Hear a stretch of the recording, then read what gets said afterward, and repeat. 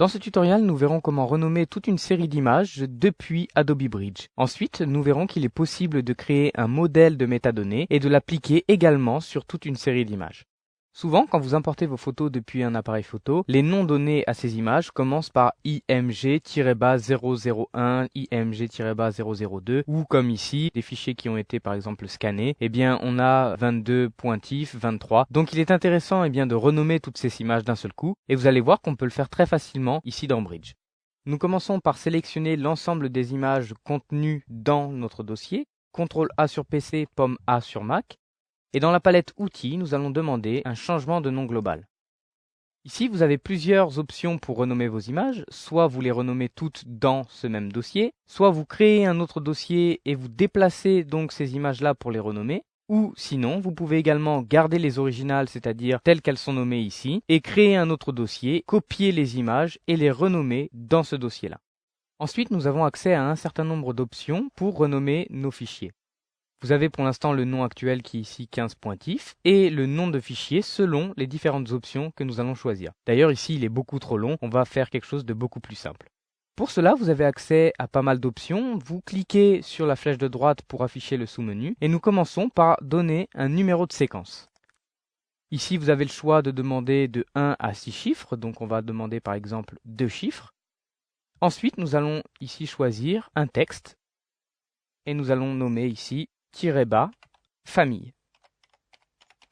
À partir de ce moment, vous avez le choix d'ajouter ou de supprimer des options supplémentaires. Ici, je considère que ma nomination sera bonne, donc je vais supprimer en cliquant sur la touche moins les options en dessous. Et je me retrouve donc avec deux options pour renommer mes fichiers qui sont directement visibles ici dans mon nom de fichier.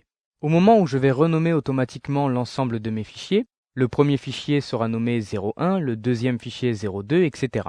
Si pour une quelconque raison vous avez besoin de conserver le nom original, vous avez une option qui est disponible en cliquant ici « Conserver le nom actuel du fichier ». À partir de ce moment, le nom sera évidemment remplacé par le nouveau qui est ici présent, mais vous aurez une case supplémentaire dans les métadonnées qui vous permettra de conserver le nom original. Une fois toutes vos options déterminées, nous allons ici renommer dans le même dossier et je vais maintenant cliquer sur renommer et automatiquement vous allez voir que Bridge va renommer chacun de mes fichiers. Si je vais voir dans mes métadonnées par exemple en cliquant sur cette première image, je peux voir que le nom de fichier a réellement changé et que le nom de fichier original a été conservé en dessous. On peut vérifier également en allant cliquer sur d'autres images et on a bien ici les deux noms qui ont été conservés. Concernant les métadonnées, il est souvent intéressant ici d'utiliser par exemple le nom du créateur et on voudrait faire la même chose un petit peu que le nom global que nous venons d'attribuer à chacune des images et attribuer un copyright ou un nom de créateur à l'ensemble de nos images. Pour cela, il y a une manière d'utiliser Bridge qui est de créer un modèle de métadonnées. Pour créer un modèle de métadonnées, il vous suffit d'aller dans le menu Outils, Créer un modèle de métadonnées. Nous allons commencer par nommer ce modèle en l'appelant Meta Visibility. Et maintenant, nous allons cocher toutes les informations que nous voulons créer dans nos métadonnées. Pour commencer, nous allons mettre un nom de créateur. Donc, je vais mettre Anthony Legrand. Ensuite, nous allons mettre la fonction du créateur, donc formateur Visibility. Ensuite, nous allons mettre par exemple le site web, donc www.visibility.com. Alors vous pourriez rajouter évidemment toutes sortes d'informations et je vais ajouter enfin un copyright et je vais mettre vidéo to brain. Ok.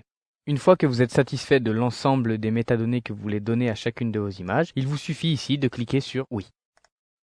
Pour appliquer maintenant ce nouveau modèle de métadonnées à l'ensemble de mes images, je vais toutes les sélectionner avec CTRL A sur PC, POM A sur Mac. Je vais maintenant aller dans le menu Outils, ajouter les métadonnées et je retrouve ici mon modèle. Alors il me dit que je ne peux pas donner des métadonnées ici à ces deux dossiers. Je vais continuer. Et à partir de ce moment-là, si je vais sélectionner maintenant une image, je peux voir que les métadonnées ont été automatiquement ajoutées à chacune de mes images. Je peux voir le nom ici du créateur ou encore le site web. Voilà, nous avons vu qu'il était assez simple de renommer très rapidement l'ensemble de ces images et de leur appliquer un certain modèle de métadonnées pour que les informations soient conservées dans chacune de nos images.